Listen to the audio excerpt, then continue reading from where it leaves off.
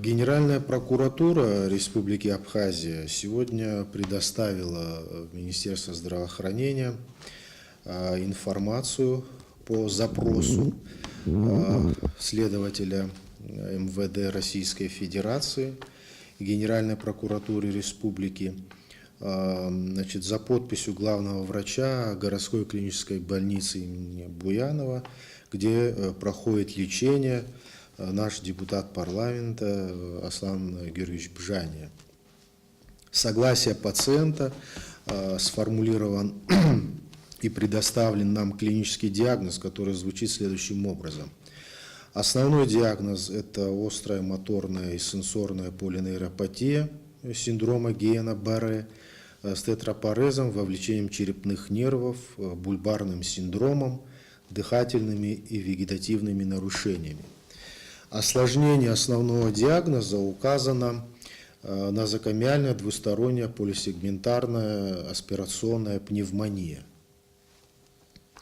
Данное заболевание является основное заболевание. Синдром Гиена-Барре – это неврологическая патология, которая носит аутоиммунный характер.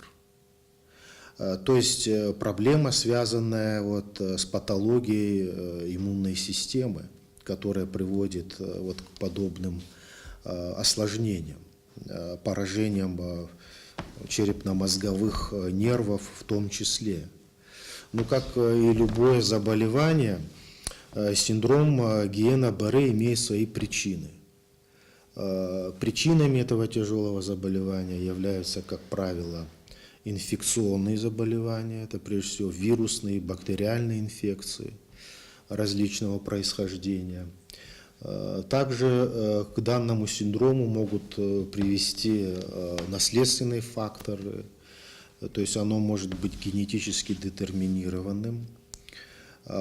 Могут быть причинами новообразования центральной нервной системы, головного мозга в частности. То есть это те причины, которые на сегодняшний день являются основными причинами, указанными в патогенезе данного заболевания и в имеющейся литературе. Факторы внешнего воздействия в данном диагнозе исключены. Они не могут являться причиной данного синдрома. То есть заболевание, синдром Гиена-Барре является аутоиммунным заболеванием, приводящим к патологии черепных нервов в данной ситуации.